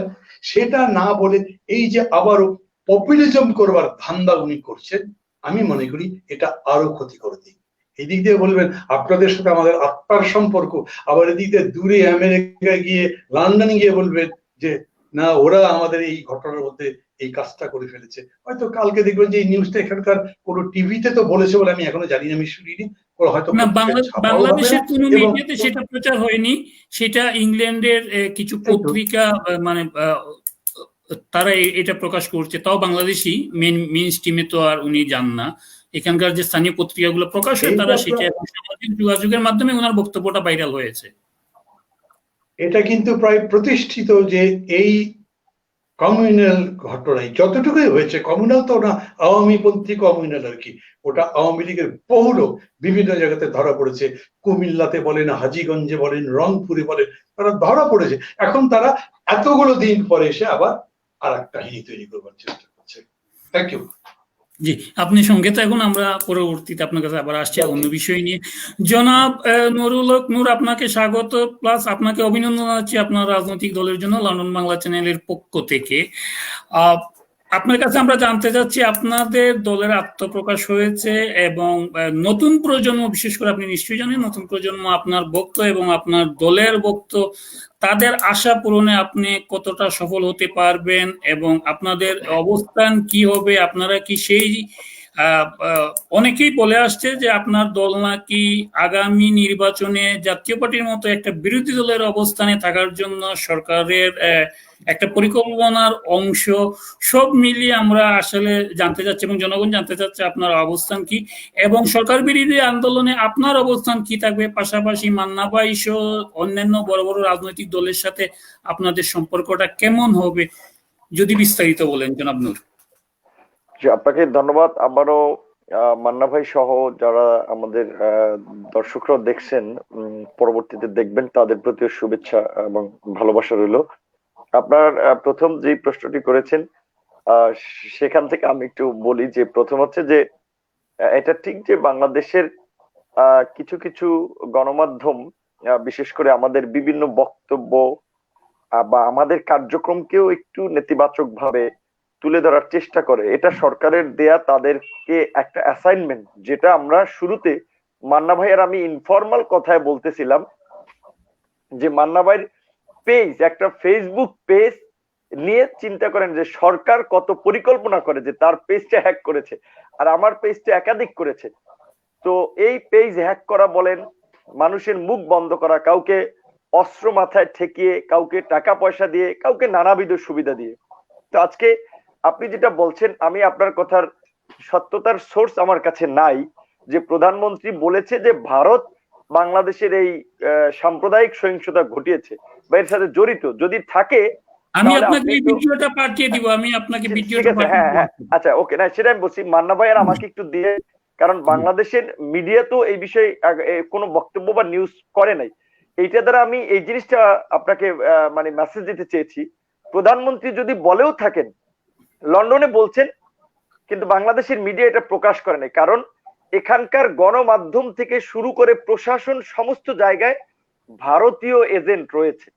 এবং এই যে ঘটনাটা প্রধানমন্ত্রী বললে, তো আমি প্রধানমন্ত্রীকে এই একটা সত্য কথা বলার জন্য তাকে আমি একটা স্যালুট দিতে চাই। তিনি যদি এই সত্যটা স্বীকার করে থাকেন যে এই যে চলমান সাম্প্রদায়িক সহিংসতা এবং বিভিন্ন গোষ্ঠীকে উস্কে দিয়ে মাঠে নামানো, এর পেছনে ভারতের ইন্ধন, যদি এটা বলে থাকেন, বলছে কিনা আমি তো জানি না, বললে তাকে আমি এই একটা কাজের জন্য একটা স্যালুট দিতে চাই। এখন আপনি যেটা বলছেন যে আমরা সরকারের সাথে রাজনীতি করব না বিরোধী দলের সাথে রাজনীতি করব, দেখেন আমরা কোথা থেকে আসছি? আমরা জমিদারের ঘরে জন্ম নেয়া কোনো একটা প্রজন্ম না, বা কোনো ঘরের সন্তান না, গুলশান, বনানী, বাড়িধারা, ডিওএসএস এর মতো ভিআইপি এলাকায় সুযোগ সুবিধা নিয়ে বড় হওয়া কোনো পরিবারের সন্তান না। একেবারে নিম্ন মধ্যবিত্ত পরিবারের সন্তান, যারা ওই আপনার 15 টাকা ডিজেলের দাম বাড়লে যেমন বাসের ভাড়া থেকে শুরু করে, আবার 2 টাকা সবজির দাম বাড়লে যাদের একেবারে সরাসরি আঘাত লাগে, ভুক্তভোগী হই, আমরা কিন্তু সেই একটা শ্রেণীর প্রতিনিধিত্ব করি। এবং আমাদের উত্থানটা কোথা থেকে? বিশ্ববিদ্যালয় বা শিক্ষা প্রতিষ্ঠান থেকে। কেন? কারণ আমরা পড়াশোনা করে চাকরি পাচ্ছি না, আর ওই যে মুক্তিযুদ্ধের চেতনার দোহাই দিয়ে বা অন্যান্য বিভিন্ন কোটা, দলীয় কোটা, এই কোটা সেই কোটা, কোটা দিয়ে অপেক্ষাকৃত কম মেধাবীদেরকে চাকরি দেওয়া হচ্ছে, তার সংস্কার চেয়েছিলাম আমরা, কিন্তু বাতিল চাই নাই। যদিও অনেক মিডিয়া কোটা বিরোধী হিসেবে উপস্থাপন করছেন, কারণ এটি হচ্ছে মিডিয়ার একটা স্ট্যান্ড, যে নেতিবাচক ভাবে এই আন্দোলনকে তুলে ধরা, নেতিবাচক ভাবে মান্না ভাইকে কিংবা ভিপি নুরদেরকে তুলে ধরা। তো তারা আপনার বলছে যে জাতীয় পার্টির মতো, জাতীয় পার্টি কার্যকর কি বাংলাদেশের কোন রাজনৈতিক দল এখন আপনি মনে করেন? যেখানে ইরশাদ সাহেব জীবিত থাকা অবস্থায় ভারতের আপনার স্বরাষ্ট্রমন্ত্রী সুষমা স্বরাজ যে দেশে আসলো, সুজাতা সিং, তারা এসে জাতীয় ইরশাদ সাহেবকে নির্বাচনে নেওয়ার একটা ব্যবস্থা করলেন, এবং তিনি নিজের মাথায় আবার গুলি ঠেকাবেন এরকম নির্বাচনে যেতে চান নাই, পরে আইসিইউতে তাকে আটকে রেখে তারপরে নির্বাচনে করে নিলেন। তো তারাই বলছেন, সংসদে তো আপনি শুনেছেন রওশন এরশাদ এখন অসুস্থ হসপিটালে, আল্লাহ পাক তার সুস্থ করুক, আমরা তাই সেই কামনা করি। তিনি আক্ষেপ প্রকাশ করে বলছেন, আমরা সরকারি দল না বিরোধী দল, আমাদেরকে প্রধানমন্ত্রী আল্লাহর হস্তে কিছু করেন। তো সেই দলকে আপনি রাজনীতি থেকে প্রাসঙ্গিক মনে করেন, তাদেরকে নিয়ে কিসের আলোচনা করবেন? তাদের রাজনৈতিক দলই না কোনো, সরকারের কি পায় বা সরকারের একটা পোষা মানে ইয়ার মতো একটা দল। তো এখন তাদের মতো বাংলাদেশে বর্তমানে কেউ রাজনীতি করছে? আমরা তো একটা সংগ্রাম করে লড়াই করে টিকে আছি, ছাত্রলীগের আঘাত, যুবলীগের আঘাত, সরকারি দলের মামলা হামলার মধ্যে দিয়ে, একটা অনিশ্চিত জীবন যাপনের মধ্যে দিয়ে আমরা রাজনীতিটা করছি এই সময়, যেখানে মান্না ভাই ভালোভাবে জানেন, মান্না ভাই বলতে পারবে, মান্না ভাই আমাদের চেয়ে অনেক রাজনৈতিক অভিজ্ঞতা সম্পন্ন। এইরকম প্রেক্ষাপট বাংলাদেশে আর তৈরি হয় নাই। এরশাদ সাহেবের কথা আমরা যদি বলি, এরশাদ আমলেও অন্তত এইরকম দুর্বৃত্তায়ন রাজনীতিতে ঘটে নাই, এইভাবে ভিন্ন মতের মানুষকে গুম খুন করে নাই, মানুষকে মামলা হামলা দিয়ে হয়রানি করে নাই। এবং শুধু মানুষকে না, আপনি সাংবাদিক কনক স্যারের কথা তো জানেন, যে কনক সরোয়ার ফেসবুকে টকশো করে, ইউটিউবে টকশো করে, তার জন্য তার বোনকে মিথ্যা মামলা দিয়ে, মাদক মামলা দিয়ে ফাঁসিয়েছে। মানে হচ্ছে কত জঘন্য হলে এরা একজন লোককে না পেরে তার পরিবারের পেছনেও লাগে। তো এই বাস্তবতায় আমরা রাজনীতিটা করছি। তারা সরকারের বিটিম হতে, সরকারের পোষা কোনো রাজনৈতিক দল হতে না। আমাদের কার্যক্রমের মধ্যে দিয়েও তো সেটা স্পষ্ট হয়েছে। আমরা তারপরেও একটা কথা বলবো, যে আমরা বা আমি কি করতে চাই বা আমাদের লক্ষ্য উদ্দেশ্য কি। আরে ভাই দেখেন না, 6 মাস দেখেন না, রাজনৈতিক দলের ঘোষণা দিয়েছি, ঠিক আছে, আমাদেরকে দেখেছেন, রেজা কিবরিয়া সাহেবকে দেখেন নাই। রেজা কিবরিয়ার সম্পর্কে তো যাদের ন্যূনতম রাজনৈতিক একটু জ্ঞান আছে তাদের তো ভালো জানার কথা। সে কে? বাংলা আওয়ামী লীগের এক সময়ের অর্থমন্ত্রী, আওয়ামী লীগের লোক ছিলেন, শাহেমেস কিবরিয়া সাহেবের মতো ক্লিন ইমেজের একজন নেতা, তার ছেলে, যিনি রাজনৈতিক লোভ বা মোহ থাকলে তো বাবার মৃত্যুর পরে অন্যান্য পারিবারিক কোঠায় যেভাবে আপনার নেতারা আসে, তিনিও তো এমপি হতে পারতেন। তিনি ঐক্যফ্রন্ট গঠন হওয়ার পরে ঐক্যফ্রন্টের যখন বাংলাদেশের মানুষের কাছে একটা অ্যাকসেপ্টেন্সি তৈরি হয়েছিল, ওই সময় সারা দেশে একটা আওয়াজ উঠেছিল যে এই বিনা ভোটের মাফিয়াদের হাত থেকে হয়তো একটা পরিবর্তন হতে যাচ্ছে দেশ। সেই সময় তাকে ডক্টর কামাল হোসেনের মতো সিনিয়র নেতৃবৃন্দ দেশের অর্থনৈতিক পুনরুদ্ধারে, অর্থনৈতিক পুনর্গঠনের দায়িত্ব নেওয়ার জন্য আহ্বান করেছিলেন রাজনীতিতে আসার জন্য। তিনি ইন্টারেস্টেড হয়েছিলেন এবং তিনি যখন বুঝতে পেরেছিলেন যে এই ঐক্যফ্রন্ট বা গণফ্রন্ট আসলে কার্যকরভাবে রাজনীতিতে ফাংশন করছে না, তিনি স্বেচ্ছায় রাজনীতিতে ছেড়ে দিয়েছেন। তিনি কামাল হোসেন ঐক্যফ্রন্ট গণফ্রন্ট সম্পর্কে একটা কটু কথা বলেছেন। এটা হচ্ছে ভদ্রতার পরিচয়, মানুষের ব্যক্তিত্বের পরিচয়। আর তিনি তার বাবার যে হত্যাকাণ্ড, যদি আওয়ামী লীগ বলেছিল এই হত্যাকাণ্ডের সাথে বিএনপি জড়িত, সেখানে রেজা কিবরিয়ার পরিবার তো বলছিল যে এই হত্যাকাণ্ড রাজনৈতিক ফায়দা নিতে আওয়ামী লীগের সংশ্লিষ্টতা রয়েছে, যে কারণে আওয়ামী লীগ 12 বছর ক্ষমতা থেকে বিচার করে নাই। তো তিনি তার বাবার হত্যাকারীদের সাথে আপোষ করে রাজনীতি করবেন? এইগুলো কি কোনো মানুষের মাথায় ধরে? আপনাদের কি মনে হয়? আপনারা এই সমস্ত কিছু, আমি বলি যে ধরেন আমজনতার সেন্টিমেন্ট নিয়ে সবসময় রাজনীতি করা যায় না। অবশ্যই রাজনীতি করতে হলে আমজনতাকে প্রাধান্য দিতে হয়, কিন্তু যাদের রাজনৈতিক ওই ধরনের দূরদর্শিতা, নলেজ নাই, তাদের কথাবার্তা শুনে আসলে আপনি টকশো চালাইতে পারবেন না, আমরাও কথা বলতে পারবো না। সেক্ষেত্রে এই অতি উৎসাহী কিছু লোকজন বিটিম সিটিম বানাচ্ছে, বিভিন্ন ধরনের পক্ষে গেলে তালি দিচ্ছে, আবার বিপক্ষে কথা বললে গালি দিচ্ছে। এইগুলো নিয়ে আলোচনা না করে আমার বরঞ্চ আমাদের গঠনমূলক আলোচনা করা উচিত। দেশ এখন একটা গভীর সংকটে আছে, একটা গভীর খাদের কিনারে আছে। একটা দেশের প্রধানমন্ত্রী যদি বলে যে বাংলাদেশের এই সহিংসতা ঘটিয়েছে ভারত, তাহলে তো তিনি স্বীকার করে নিচ্ছেন যে ভারতের আধিপত্য এদেশে কিভাবে রয়েছে, প্রশাসন থেকে শুরু করে রাজনীতির মাঠ, সিভিল সোসাইটি। বাস্তবে তো তাই। সরকার প্রথম দিকে ক্ষমতায় থাকার জন্য ভারতের সাথে হাত মিলিয়েছে এবং প্রেস কনফারেন্সে তো প্রধানমন্ত্রী বলেছিল যে ভারতকে যা দিয়েছি আজীবন মনে রাখবে। কিন্তু এখন কেন ভারতের বিরুদ্ধে বলছে? কারণ এখন সম্পর্ক ভালো না। যেটা মান্না ভাই বলেছেন যে এই ধরনের মানে একটা পপুলিজম বা পপুলিস্ট কিছু কথাবার্তা বলছে। আপনার একদিকে একজনে বলবে যে ভারত বাংলাদেশের অভ্যন্তরীণ বিষয় নিয়ে হস্তক্ষেপ করছে, এটা দেশের স্বাধীনতা সার্বভৌমত্বের জন্য ভালো না, ভারতকে আমরা এই জায়গাতে বিরত থাকার আহ্বান জানাই। আবার আরেকজন আছে বলবে যে ভারতের সাথে আমাদের রক্তের সম্পর্ক, আমাদের রাখির সম্পর্ক। দেখেন, আমরা কিন্তু দলমত নির্বিশেষে সবাই একটা কথা স্বীকার করি যে বাংলাদেশের মুক্তিযুদ্ধে যে ভারত সহযোগিতা করেছে, বিশেষ করে পশ্চিমবঙ্গ, আসাম, ত্রিপুরা এই অঞ্চলের মানুষ, সাধারণ মানুষ যেভাবে আমাদের পাশে দাঁড়িয়েছিল, সেই কৃতজ্ঞতা বোধ আমরা স্বীকার করি। কিন্তু ভারতের শাসক গোষ্ঠী 72 সাল থেকেই বাংলাদেশে সূক্ষ্মভাবে একটা বিভাজনের রাজনীতি তারা ঢুকিয়ে দিয়েছে। নানাভাবে রাজনীতি থেকে শুরু করে প্রশাসনের নিয়ন্ত্রণ নেওয়ার চেষ্টা করেছে, যার ফল হয়েছে বঙ্গবন্ধু হত্যাকাণ্ড, জিয়াউর রহমান হত্যাকাণ্ড, এবং সর্বশেষ বাংলাদেশ খেসারত দিয়েছে এই যে বিডিআর বিদ্রোহ, আপনার পিলখানার হত্যাকাণ্ড। তারপরে এই যে এখন একদলীয় ফ্যাসিবাদী শাসন ব্যবস্থার জাতাকলে আজকে স্বাধীন দেশের নাগরিকরা পিষ্ট। এগুলো ভারতের মানে হচ্ছে আমরা বলতে পারি যে কার্যক্রমের ফল আমরা ভোগ করছি। কাজী আজকে প্রধানমন্ত্রী যদি বলে থাকেন, তিনি একটা সাহসী উচ্চারণ করেছেন, কিন্তু সেটা মনের কথা নাকি মুখের কথা, সেইটা একটু আমাদের অ্যানালাইসিস করতে হবে। কেন বলছেন সেটাও বিশ্লেষণ করতে হবে, কারণ তাদের কথা কাজের কোনো মিল নেই। সমগ্র জাতির সামনে পার্লামেন্টে দাঁড়িয়ে ছাত্র আন্দোলনের মুখে বলেছিলেন কোটাই থাকবে না। সে দেখেছেন সেটা নিয়ে কি করেছে। 18 সালের নির্বাচনে মান্না ভাইদের মতো লোক, কামাল হোসেনদের মতো লোক, বঙ্গবীর কাদের সিদ্দিকীর মতো লোক, রব ভাইদের মতো লোক, তাদেরকে সহ বলেছিল আমার উপরে আস্থা রাখুন। তারা তো আস্থা রেখেছিল প্রধানমন্ত্রীকে আস্থার প্রতিদান দিতে পেরেছিলেন। কাজে তাদের কথা কাজে বিশ্বাস করা মুশকিল। আগামী নির্বাচন নিয়ে কি ফন্দি ফিকির করছে, এইগুলা মানে এত সহজে বিশ্বাস করা যাবে না। আমাদের যে লক্ষ্য উদ্দেশ্য জনগণকে সংগঠিত করে একটা গণ আন্দোলনের দিকে জনগণকে নিয়ে যাওয়া, রাজনৈতিক দলগুলোকে ঐক্যবদ্ধ করা, সেই চেষ্টা আমাদের বিভিন্নভাবে চালাতে হবে। এবং আপনারা প্রবাস থেকেও যারা যেভাবে আছেন, যেসব কান্ট্রিগুলো, ইউরোপ আমেরিকার যেসব কান্ট্রিগুলো ডেমোক্রেসি, হিউম্যান রাইটস, এই সমস্ত ফ্রি ফেয়ার ইলেকশন বিষয়ে সরব, আপনারাও সব দেশের আপনারাও একটা মানে কিছু করার চেষ্টা করেন যে বাংলাদেশের যে এই অবস্থা, গুম খুন, ভিন্ন মতের দমন পীড়ন, নির্যাতন নিপীড়ন, বাংলাদেশের আইন শৃঙ্খলা বাহিনী যেভাবে জনগণের অধিকার হরণ করছে, এগুলো একটু বিশ্ব দরবারে আপনারাও তুলে ধরেন।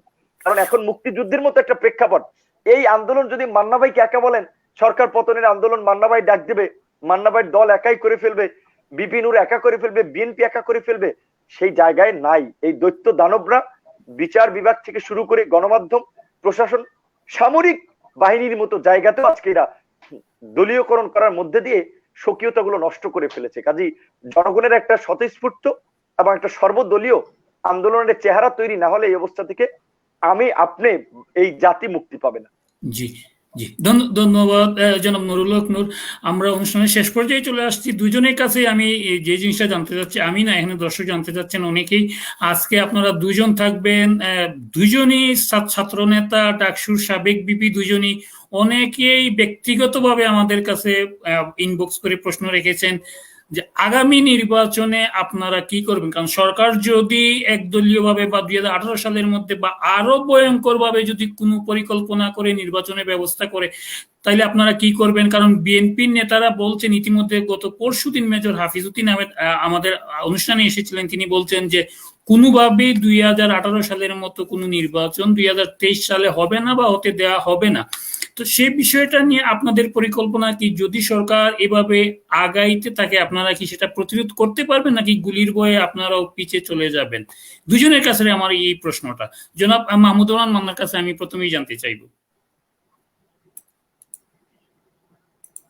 কোনো ধরনের সন্দেহের অবকাশ রাখার জায়গা নেই, কোনো ধরনের প্রত্যাশার বাতি জ্বালাবার সুযোগ নেই। এই সরকার ক্ষমতায় থাকলে কোনো ভালো নির্বাচন হবে না। তো এখন এইটা যখন বাস্তবতা, তখন এটাই বলবো যে এই সরকারের অধীনে কোনো নির্বাচন নাই। এখানে এই যে নির্বাচন একটা খেলার ভাব হচ্ছে, এটা সরকার করছে। এই জায়গায় আমি আবার একই কথা বলছি, যেটাকে আমি একটু আগে বললাম না, ভারত বিরোধিতার যে ভাব করছে, ওটা একটা ভাব। ঠিক একইভাবে যে নির্বাচনের ভাব করছে, 2.5 বছর পরে নির্বাচন, এখন কেন তাকে এটা বলতে হবে? নির্বাচন করবার জন্য তার কোনো প্রস্তুতি লাগে? নির্বাচন করবার জন্য তার ভোটারের দরকার আছে? নির্বাচন করার জন্য নির্বাচনের দরকার আছে এই সরকারের?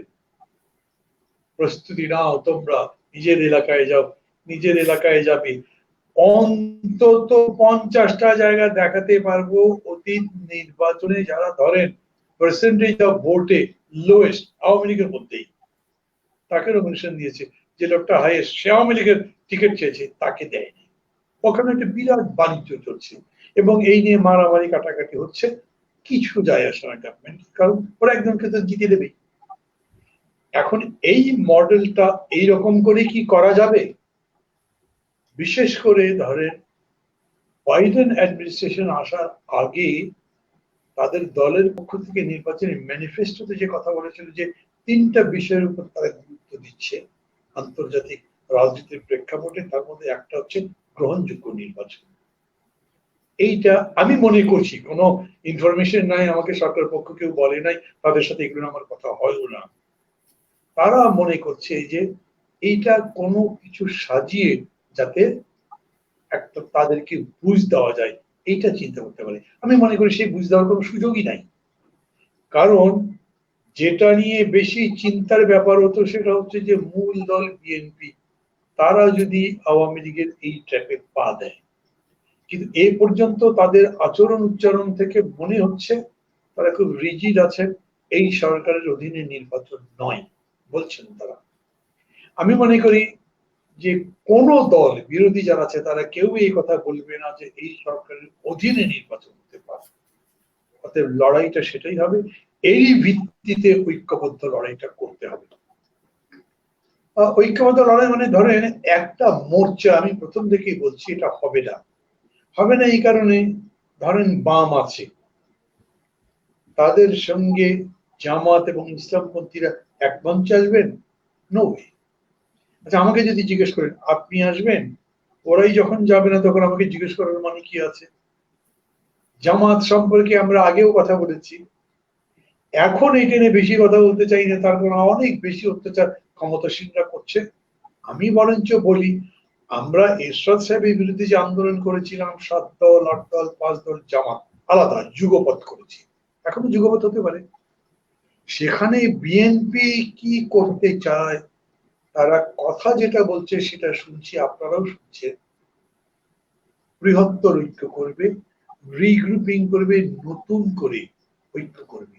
তাদের মধ্যে একটা বড় অংশ আছে তারা জামাতকে রাখতে চায় না, জামাতকে বাদ দিয়ে 20 জন এবং জোটের মানে ঐক্য ফ্রন্টে যারা যারা আছে তাদেরকে নিয়ে ঐক্য মানে জোট করতে চায়। এটা অনেকটা গেইনসের মতো কথা শোনা যাচ্ছে বাজারে, কিন্তু যেটা আমি তাদের একটা সবাই একটা আপনার গোল টেবিল বৈঠকে গিয়ে বলেছি, এগুলো আপনারা গোল টেবিল বৈঠকে বক্তৃতা করলে তার ভিত্তিতে তার ঐক্য হবে না। আপনারা ঐক্য যেভাবে চান, যেহেতু আপনারা বড় দল, অতএব এই উদ্যোগটা আপনাদের নেওয়া উচিত। আমি মাহমুদুর রহমান মান্না কত বছর ধরে রাজনীতি করছি, বাবার ডাকসুর বিপি হয়েছি, কত ভালো বক্তৃতা করি, সেইটা দেখে কেউ আমার সাথে জোট করতে আসবে না।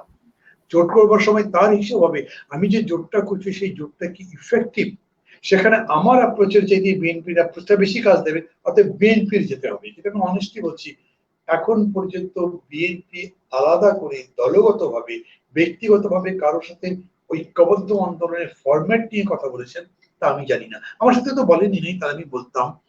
সেই কারণে এখনই একটা মডেল বলতে পারছি না, কিন্তু আমি বলছি যে এই পদ্ধতিতে যত তাড়াতাড়ি ঐক্য গড়ে তোলা যায় সেটা ভালো।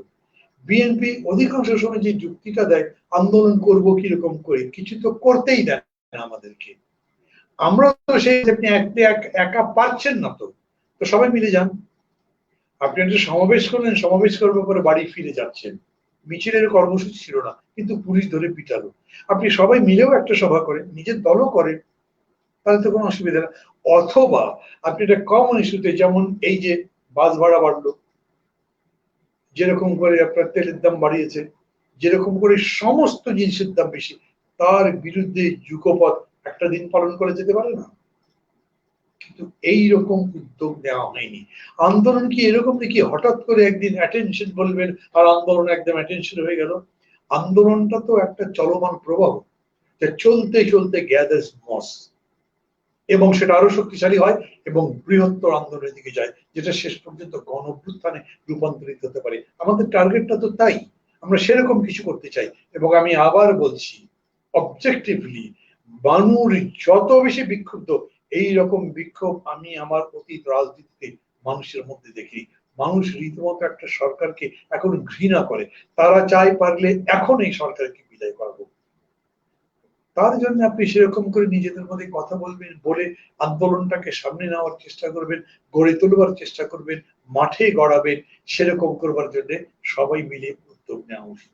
আমি মনে করি নির্বাচনের কথাবার্তা বলে লাভ নেই। যে একটা ভাব করেছিল না ইলেকশন কমিশন গঠন, পুনর্গঠন, বিএনপি খুব চমৎকার জবাব দিয়েছে। আমি মনে করি আমরা সবাই একই কথা বলেছি, নির্বাচন কমিশন পুনর্গঠনের আলোচনার কোনো মানেই হতে পারে না যেখানে চিফ জাস্টিসকে ঘাড়ে ধরে দেশ থেকে বের করে দিতে পারে। ইলেকশন কমিশনে কি আসে যায়? দেখলাম না এই 5 বছর ধরে ইলেকশন কমিশন কি করলো? ওই আলোচনাও যেরকম নয়, তেমনি নির্বাচনী সংস্কার করে দেখেন না একটা বেটার ইলেকশন করা যায় কিনা, এগুলো নয়। মূল কথা, তোমার অধীনে সুষ্ঠু নির্বাচন হতে পারে না, তুমি যাও। তারপরে আমরা সবার জন্য গ্রহণযোগ্য নির্বাচন কিভাবে করতে পারি, সেই নির্বাচনকালীন সরকার কিভাবে গঠন করতে পারি, আমরা নিজেরা ঠিক করব, করে আমরা নির্বাচনের মধ্যে যাব। সেটা উপযুক্ত পরিবেশ যখনই হবে সেটা করা যাবে। সেই যে একটা সরকার হবে, আমি এটাকে একটা নির্বাচনকালীন সরকার বলতে পছন্দ করি। আমি মনে করি থিওরিটিক্যালি সেটাই রাইট। ধরেন অনেকে আমরা জাতীয় সরকারও বলছি, আমি দুইজনকে জিজ্ঞেস করেছি আপনি যখন জাতীয় সরকার বলেন তখন তার মধ্যে 14 দল থাকবে, আওয়ামী লীগ থাকবে, আর তার মধ্যে বিএনপি তো থাকবেই বলবেন, তার মধ্যে জামাতে ইসলাম আসবে, তার মধ্যে হেফাজতে ইসলাম আসবে, অথবা বিভিন্ন ব্যক্তি তারা আসবে। তার মানে আওয়ামী লীগ যদি তার মধ্যে থাকতে পারে, তাহলে এবারে জাতীয় সরকার কি? ওরা এত পাপ করে পুরো দেশ গজব করে দিয়েছে, তারপরে তারাই আবার সরকারে থেকে নির্বাচনে থাকবে, মানে পুরা দলটার একটা শেল্টার পেয়ে গেল এইরকম।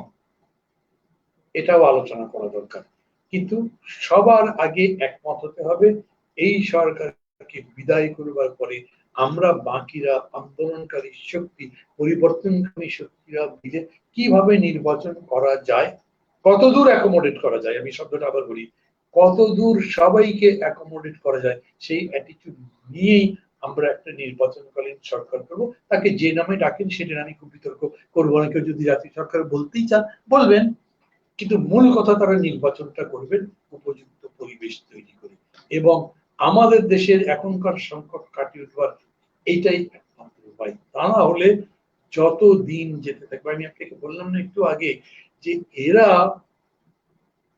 মানে বিপিসি লাভ করেছে 1000 কোটি টাকা, সেইখান থেকে সরকার টাকা নিয়ে গেছে। সরকার জবাব দেয় না কেন, কেন তারা টাকা নিয়েছে? তাদের টাকা কোথায় কম পড়েছিল? ওই আমরা আগে তো কোনোদিন দেখি নাই যে এই ধরনের প্রতিষ্ঠানগুলো থেকে টাকা নেওয়া হয়েছে। আমরা কিন্তু প্রশ্ন করেছি যে আমাদের কাছে খবর আছে আপনারা ব্যাংক থেকে টাকা নিচ্ছেন, আপনারা প্রফিট করছে যে সমস্ত প্রতিষ্ঠান সেখান থেকে টাকা নিচ্ছেন, এবং এই টাকাগুলো কি করছে সেটা ঠিক মতো বলতে পারছে না। খালি রিজার্ভ দেখান, এই জিডিপি দেখান, এই সমস্ত বোগাস বুলশিট এদেশের অর্থনীতি আরো ধ্বংস করে দিচ্ছে। আমি তো আবার বলছি 3.5 কোটির মতো মানুষ দরিদ্র হয়ে গেছে, আর কি চান? এরপরেও এদের উপর নির্ভর করে কোনো ভোটের চিন্তাই করা যেতে পারে না। জি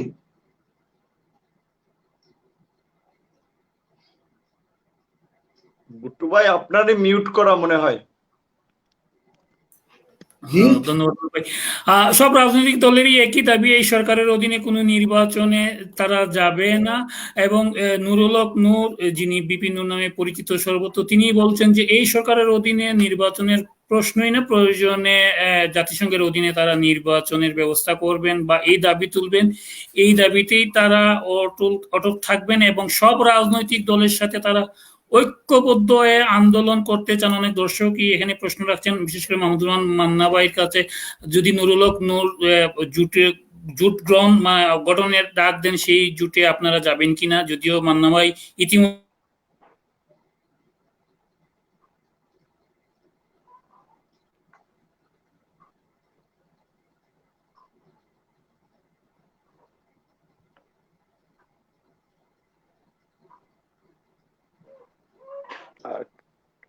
ভুট্টু ভাই, আপনি কি আছেন? মনে হয় আপনার নেটওয়ার্কে প্রবলেম হয়ে গেছে। যাই হোক, আমরা তো জি জি, আমি এখন জনাব নুরুল হক নূরের কাছে এইটাই জানতে চাচ্ছি। এখানে আপনি বলছেন, আমরা সবাই জানি এবং রেজা কিবরিয়া একজন ক্লিন ইমেজের ব্যক্তি, একজন অর্থনীতিবিদ, কিন্তু আওয়ামী লীগের সাধারণ সম্পাদক বলছেন তিনি একাধিকবার আওয়ামী লীগের নমিনেশন চেয়েছিলেন, নমিনেশন না দেওয়ার কারণে তিনি দলচ্যুত হয়ে অন্য দলে যোগদান করে গণ অধিকার পরিষদে যুক্ত হয়েছেন। আপনার কাছে তো আমার প্রশ্ন আছে, নির্বাচনে আপনারা যাবেন কিনা এই অবস্থার থেকে? দ্বিতীয় কথা হচ্ছে, আপনারা কিভাবে সেটাকে মোকাবিলা করবেন বা প্রতিরোধ করবেন? কারণ সরকার 2018 সালের মতো নির্বাচনে যদি চলে যায় বা তার বাহিনী নিয়ে, পুলিশ বাহিনী এবং আইন শৃঙ্খলা বাহিনী তাদের ফেভারে আছে, সেখানে আপনারা কি প্রতিরোধ করে তুলতে পারবেন?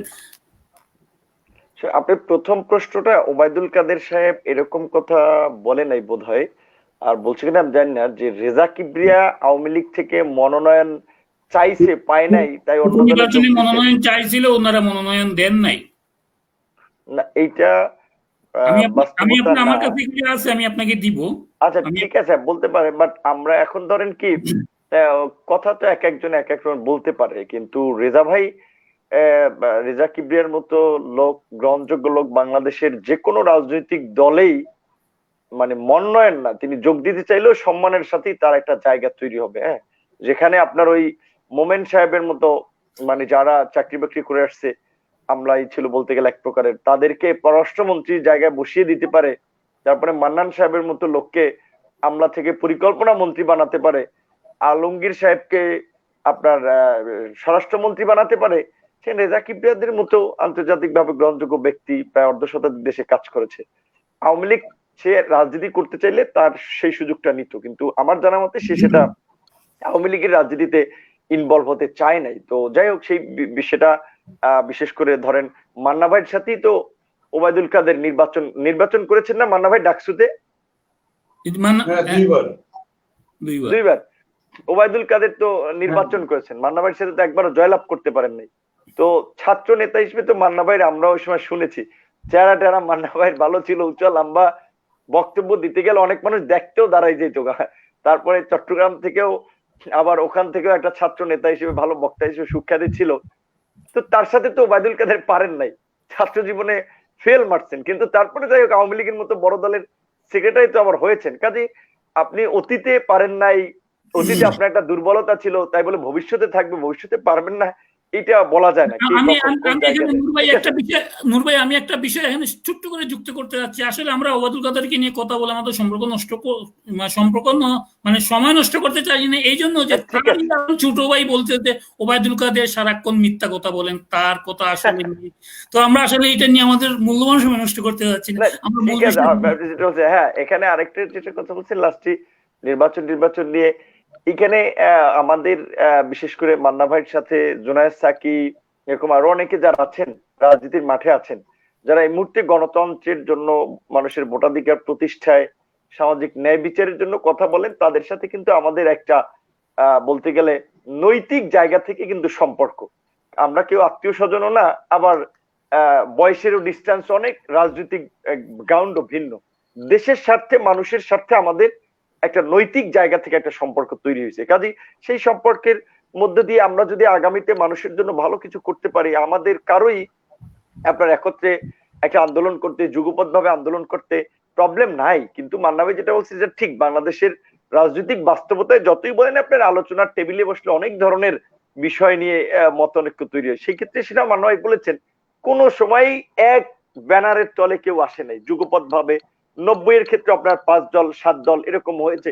তো আমার ব্যক্তিগত একটা বিষয় হচ্ছে যে দেখেন, আজকে আওয়ামী লীগের একটা অংশ, আওয়ামী লীগের সবাই না, কারণ এই যে স্থানীয় নির্বাচনে আওয়ামী লীগের যারা নৌকা পাচ্ছে আর যারা বিদ্রোহী প্রার্থী হিসেবে নির্বাচন করছে, তাদের মধ্যে তো পার্থক্যটা অনেক। যারা বিদ্রোহী প্রার্থী বা নৌকার প্রার্থী নিজেরাই মারামারি করছে, অনেক জায়গায় মার্ডারও হয়ে গেছে, বেশ কয়েক জায়গায় বিভিন্ন জায়গায় সহিংসতা। এখন তো বিরোধীরা নাই মাঠে, স্থানীয় নির্বাচনে তারা নিজেরাই কামড়াকামড়ি করছে। তো সেই ক্ষেত্রে আওয়ামী লীগেরও যারা প্রকৃত আওয়ামী লীগের, তারাও কিন্তু আপনার চায় না যে এই সরকার এই অবৈধভাবে ভারতের পৃষ্ঠপোষকতায় দেশে ক্ষমতায় থেকে বাংলাদেশকে একটা ব্যর্থ এবং অকার্যকর রাষ্ট্রে পরিণত করুক, দেশের স্বাধীনতা সার্বভৌমত্বকে বিপন্ন করুক। এটা কিন্তু আওয়ামী লীগের একটা অংশ চায় না। তাহলে এই আওয়ামী লীগের এই অংশ থেকে শুরু করে আমরা যারা এই মুহূর্তে গণতান্ত্রিক আন্দোলন সংগ্রাম করছি, এরা সবাই চোখ বন্ধ করেই বলছে যে এই সরকার কথা দিয়ে কথা রাখে নাই, 14 এবং 18 সালে প্রমাণ করেছে তাদের অধীনে সুষ্ঠু নির্বাচন সম্ভব নয়। সেই ক্ষেত্রে অবশ্যই নির্বাচন কি প্রক্রিয়ায় হবে সেটা বিরোধী রাজনৈতিক দলের আন্দোলন সংগ্রামের মধ্যে দিয়েই ফয়সালা হবে। এখন সেই আন্দোলন কি প্রক্রিয়ায় হবে সেটা সময় বলে দেবে। তবে আমরা চেষ্টা করছি যার যার জায়গা থেকে একটা বৃহত্তর আন্দোলন গড়ে তোলার। এবং আরেকটা জিনিস হচ্ছে, এইটা ওই যেটা আমি আগেও বলেছি, যদি কেউ মনে করে থাকে যে এটা মান্না ভাইয়ের দায়িত্ব, এইটা বিপিনুরদের দায়িত্ব, এইটা বিএনপির দায়িত্ব, এটা ভুল। এখন তো সবাই সাফারার হচ্ছে। কাজী আপনার এর থেকে উত্তরণেও সবাইকেই মাঠে নামতে হবে, সবাইকেই কার্যকর আন্দোলন গড়ে তুলতে হবে, নিজেদের অধিকার প্রতিষ্ঠায় ঐক্যবদ্ধ হতে হবে। আদারওয়াইজ কিন্তু এই পরিস্থিতি থেকে সহজ কোনো উত্তরণ নেই। সেই ক্ষেত্রে আমি এটাই বলবো যে জনগণ যদি রাস্তায় নামে, জনগণ যদি তাদের অধিকার আদায়ের জন্য রাজনৈতিক দলগুলোর ছায়াতলে কিংবা তারা স্বতন্ত্রভাবেও যদি নামতে পারে, তাহলে এই পরিস্থিতি থেকে একটা উত্তরণ সম্ভব। নিরাপদ সড়ক আন্দোলন, কোটা সংস্কার আন্দোলনের মতো আন্দোলন গত 30 বছরে হয় না এই দেশে। এই আন্দোলনগুলো কি কোনো ছাত্র সংগঠনের, বলতে গেলে মানে প্রথাগত ছাত্র সংগঠনের নেতৃত্ব হয়েছে, কোন রাজনৈতিক দলের নেতৃত্ব হয়েছে? হয় নাই। দলমত নির্বিশেষে বাবা মা সন্তান সবাই নেমে এসেছে মাঠে। কাজে আজকে আপনি বলছেন ভোট দিতে পারছেন না, গণতন্ত্র নাই, মানবাধিকার নাই, মৌলিক অধিকার নাই। 12 বছর সরকার ক্ষমতায় থেকে 12 বার বিদ্যুতের দাম বাড়িয়েছে, 14 বার পানির দাম বাড়িয়েছে, 9 বার গ্যাসের দাম বাড়িয়েছে। এবং এখন এটা কি আপনার মগের মূল্য, যা ইচ্ছা তাই করবে? আপনার 2-3 টাকা নয়, 5-7 টাকাও নয়, এক লাফে আপনার 15 টাকা তেলের দাম বাড়িয়ে দিয়েছে। তার ফলে কি হচ্ছে, পরিবহন থেকে শুরু করে উৎপাদন, কৃষির সমস্ত জায়গায় সাধারণ মানুষ আমরা ভুক্তভোগী হচ্ছি। এদের লুটপাটের খেসারত আমরা দিচ্ছি। কারণ আপনার এই বিদ্যুৎ তেলের দাম না বাড়িয়ে যদি সরকার ভর্তুকি দেয়, তার ভর্তুকি প্রয়োজন হবে ডেইলি 20 কোটি টাকা করে, বছরে আপনার 6000 কোটি টাকা। আর এই যে ওই আপনার কি বলে বিদ্যুতের যে আপনার ক্যাপাসিটি চার্জের নামেই তার নেতা কর্মীদেরকে দিয়ে দিচ্ছে মাসে বছরে প্রায় 11,000 কোটি টাকা। তো 11,000 কোটি টাকার অর্ধেক যদি এখানে আপনার ভর্তুকি দেয়, মানুষের জনজীবনে একটু স্বস্তি মেলে, সেটা করছে না। তাদের নেতাকর্মীরা ওই কানাডা, বেগমপাড়া, মালয়েশিয়া, লন্ডনে বাড়ি করতে পারবে সেই লুটপাটের ব্যবস্থা করে দিচ্ছে, আর জনগণকে তার ভুক্তভোগী বানাচ্ছে, জনগণকে বলির পাঠা বানাচ্ছে। সুতরাং এখন জনগণ যদি রিয়াক্ট না করে, তাহলে মান্না ভাই, আমরা বিএনপির এরকম তো সবাই তো গত ওই কয়েক বছর ধরেই কথা বলে আসছি। আমরা বললে তো হবে না, শুধুমাত্র 18 কোটি জনসংখ্যার দেশে অন্তত তো 5 কোটি মানুষকে তো রাস্তায় নেমে বলতে হবে যে না, আমার ভোট আমরা দিতে চাই। এতদিন আমার ভোট নিয়ে ছিনিমিনি খেলেছো, আর খেলতে দেব না। একটা ভোট কেন্দ্রে কতজন ভোটার থাকে? শত শত হাজার হাজার। গুন্ডা পান্ডা কয়জন থাকে? পুলিশ টুলিশ কয়জন থাকে? সব মিলিয়ে 30-40 জন প্রশাসন, ওই যুবলীগ ছাত্রলীগের গুন্ডা পান্ডা বলেন, কারণ আওয়ামী লীগ ছাত্রলীগ যুবলীগের সবাই তো একেবারে গুন্ডা পান্ডা না, অনেক ভালো মানুষ আছে। তারাও চায় না যে আওয়ামী লীগের এই দুর্বৃত্তায়িত রাজনীতির মধ্যে দিয়ে দেশ চলুক। আপনি যখন প্রতিরোধ গড়ে তুলবেন কেন্দ্র কেন্দ্র থেকে, পাড়া মহল্লা থেকে, আপনার প্রতিরোধে অনেক মানুষ সাড়া দেবে, কিন্তু সেই প্রতিরোধটা গড়ে তোলার জন্য কিছু মানুষকে উদ্যোগ নিতে হবে, পাশে দাঁড়াতে হবে। সেই উদ্যোগটা আমরা রাজনৈতিক দলগুলো, সংগ্রহগুলো নিচ্ছি। আজকেও তো প্রেস ক্লাবে আপনার এই দাবিতে প্রোগ্রাম করে এসেছি যে তেলের দাম কমাতে হবে, 1 পয়সাও বাড়ানো যাবে না। তো এখন এই যে আমরা যদি হাজার খানেক মানুষ নিয়েই খালি প্রোগ্রাম করি, সাধারণ মানুষের যদি জনসম্পৃক্ততা না থাকে, তারা যদি এই সমস্ত কর্মসূচিতে ইনগেজমেন্ট না ঘটায়, তাহলে তো হবে না। কারণ আমাদের মনে করবে এটা রাজনৈতিক দাবি। তো এই ক্ষেত্রে আমি বলবো, আজকে জনগণেরও বড় একটা দায়িত্ব এসে দাঁড়িয়েছে। বাংলাদেশের স্বাধীনতা, সার্বভৌমত্ব অক্ষুণ্ণ রাখার প্রশ্নে তাদের অবস্থান কি হবে। আগামীতে তারা ভারত নিয়ন্ত্রিত 14 এবং 18 সালের মতো বাংলাদেশে একটা বিনা ভোটের নির্বাচন চায়, নাকি জনগণের অধিকার প্রতিষ্ঠা একটা গণতান্ত্রিক নির্বাচন চায়, সেই সিদ্ধান্ত শুধুমাত্র মান্না ভাই, বিপিনুর, বিএনপি রাজনৈতিক দলগুলোর না, জনগণেরও সেই সিদ্ধান্ত নিতে হবে। আমার বিশ্বাস জনগণ সঠিক সিদ্ধান্ত নিবে, এবং রাজনৈতিক দলগুলো জনগণকে নিয়েই জনগণের অধিকার প্রতিষ্ঠায় যেভাবেই হোক, মাঠে ময়দানে যেভাবেই হোক, এই অধিকার আদায়ের আন্দোলনে নেতৃত্ব দেবে। ধন্যবাদ সকলকে। জি জি, আমরা অনুষ্ঠানের একেবারে শেষ পর্যায়ে জনাব নুরুল হক নূর এবং জনাব মাহমুদুর রহমান মান্না, ছোট্ট একটা প্রশ্ন আপনাদের দুজনের কাছে দর্শক জানতে চাচ্ছেন। সেটা হচ্ছে, বিএনপি বা সমমনা দলগুলো যদি আপনাদের সাথে যোগাযোগ না করে, আপনারা নিজের থেকেই কি তাদের সাথে যোগাযোগ করে কোনো ঐক্য গড়ে তুলবেন কি না? সংক্ষিপ্ত করে যদি বলেন, তারপর আমরা অনুষ্ঠান শেষ করে ফেলবো। কোনো সমস্যা নেই এরকম যোগাযোগ করতে, সেই যোগাযোগ নিশ্চয়ই করবার চেষ্টা করব। কিন্তু যারা প্রশ্ন করছেন তারা তো শুধু সারফেস থেকে বলছেন, আমরা তো সারফেসের ভিতরেরটাও দেখি। ফলে ধরেন আপনার সাথে যে ব্যাপার নিয়ে কথা বলবো, সেই কথার জবাব কি হতে পারে কিছু ধারণা থাকে না। এই এতদিন ধরে যে বিএনপি কোনো কথাই বলেনি, তার সাথে দেখা তো হচ্ছে, কোনো সেমিনারে দেখা হচ্ছে, গোল টেবিলে দেখা হচ্ছে, কথা তো বলছি, কিন্তু আনুষ্ঠানিক ভাবে কথা বলাটা ওয়ান সাইডেড হয় না, এটা বোথ সাইডস হতে হয়, সেরকম করে হয়নি। আমরা যেমন ধরেন এই যে নূর এতক্ষণ ধরে বললো না, আমরা নাগরিক সমাজ বলে একটা উদ্যোগ নিয়েছিলাম, সেই উদ্যোগ এখনো নাই, যে তারা আছে করব, সেখানে হয়তো আরো স্পষ্টতার দরকার আছে, পারস্পরিক সমঝোতার দরকার আছে। চর্চাটা অব্যাহত রাখবো বৃহত্তর ঐক্য গড়ে তোলার জন্য, যতদূর পর্যন্ত বড় সেটা করা যায়, যতদূর পর্যন্ত কার্যকর করা যায়, এটা কমন স্ট্র্যাটেজি হবে সবার জন্য। জি, ধন্যবাদ জনাব মাহমুদুর রহমান মান্না। জনাব নুরুল হক নূর, 1 মিনিটে যদি আপনি শেষ করেন, তারপর আমরা অনুষ্ঠান শেষ করে ফেলবো। আপনাকে আবারও ধন্যবাদ জানাই, এবং বিশেষ করে আমি একটা কথা বলবো যে ইতিহাসের দিকে যদি তাকান, বিভিন্ন জাতি যখন এই ধরনের সংকটে পড়েছে, বিশেষ করে সেই জাতির তরুণ সমাজ সবসময় এগিয়ে এসেছে। আজকের বাংলাদেশেও তরুণদেরকে এগিয়ে আসতে হবে বিশেষ করে, কারণ আমরা ইউরোপ আমেরিকার মতো দেশ চাই। আমরা ঢাকা শহরের যানজট দেখলে বিরক্তি প্রকাশ করি, বিশ্ববিদ্যালয়ে, বিভিন্ন সরকারি প্রতিষ্ঠানে অযোগ্য লোক দেখে আফসোস করি, কিন্তু এই অযোগ্য লোককে কারা বসাচ্ছে? একটা রাষ্ট্র কারা চালাচ্ছে? রাজনীতিবিদরা। রাজনীতিতে আমাদের দেশে একটা নেতৃত্বের সংকট আছে, সুস্থ ধারা রাজনীতির অভাব আছে। কাজে সেই ক্ষেত্রে এই সুস্থ ধারা রাজনীতি বিনির্মাণেও শিক্ষিত, মার্জিত, ব্যক্তিত্ব সম্পন্ন মানুষদেরকে এগিয়ে আসতে হবে। এবং দেশের বর্তমান যে সংকট, এই সংকট কোনো রাজনৈতিক দল একা উত্তরণ ঘটাতে পারবে না যদি জনগণের জনসম্পৃক্ততা তৈরি না হয়। সেই ক্ষেত্রে আমরা বলবো যে জনগণের অধিকার আদায়ের জন্য জনগণকেও রাস্তায় নামতে হবে। পিঠ সবার দেয়ালে ঠেকে গেছে, সবার। আজকে সাংবাদিকরা রেহাই পাচ্ছে না, ব্যাংকাররা বলেন, প্রশাসনের লোকজন বলেন, কেউ শান্তিতে নাই। এক শান্তিতে আছে হয়তো আওয়ামী লীগের গুটি কয়েক লোক, আর দেশের মানুষ শান্তিতে নেই। কাজে দেশে শান্তি ফিরিয়ে আনার জন্য, সম্প্রীতি ফিরিয়ে আনার জন্য আমাদের সবাইকেই মৌলিক দাবিতে অন্তত এখন সরব হতে হবে।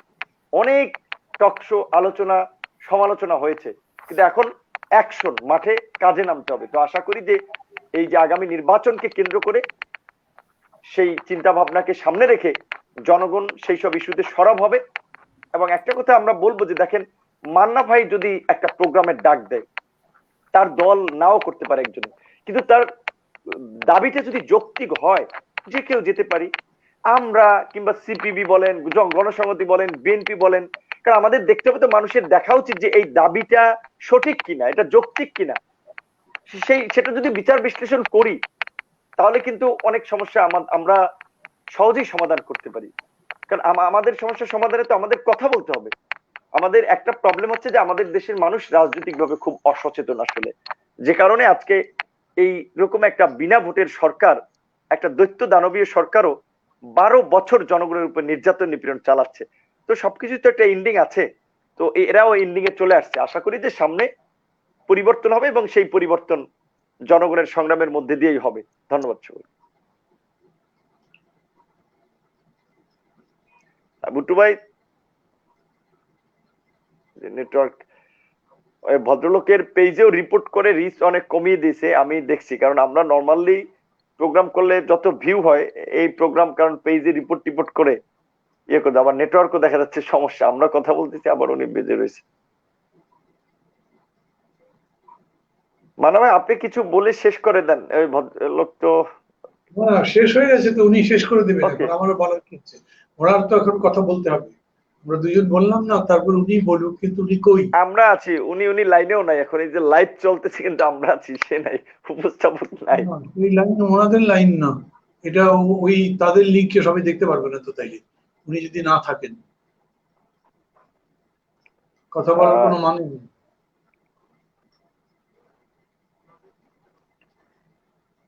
দেখো কিছুক্ষণের মধ্যে আসে কিনা, তারপরে আস্তে আস্তে ওই দিন এই করতে হবে।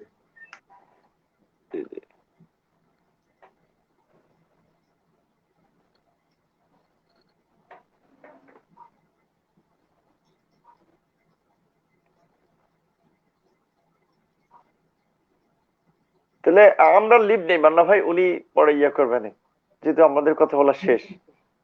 হ্যাঁ, জি, আমি লিভ নিচ্ছি। জি, আসসালামু আলাইকুম। ভালো থাকো।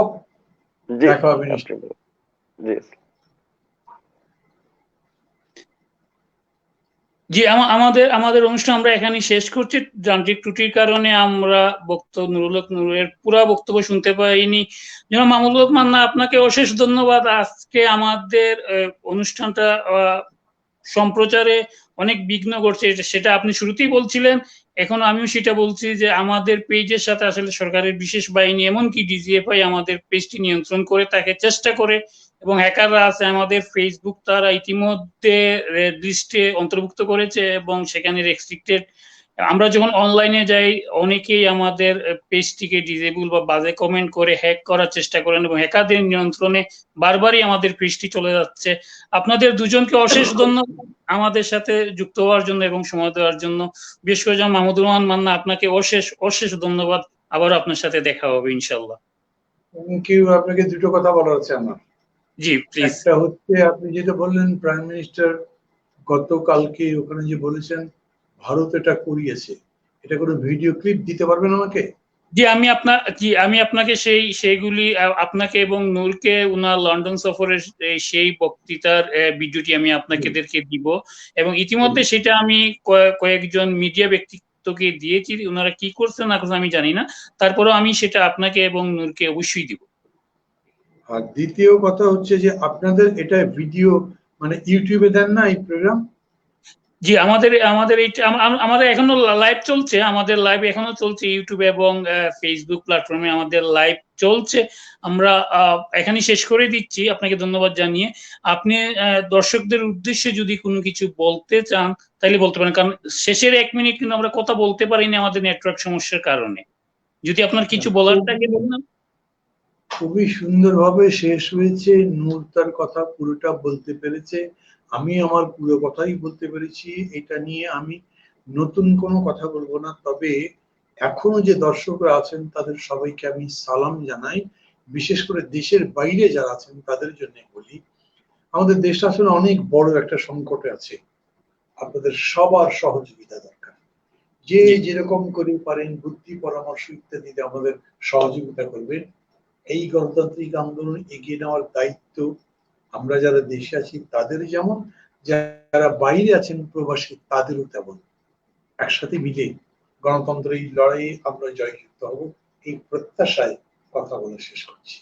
জি, ধন্যবাদ আপনাকে। দর্শক, আমাদের সাথে থাকার জন্য ধন্যবাদ। আগামীতে আবারও দেখা হবে ইনশাআল্লাহ নতুন অতিথি নিয়ে এবং নতুন বিষয় নিয়ে।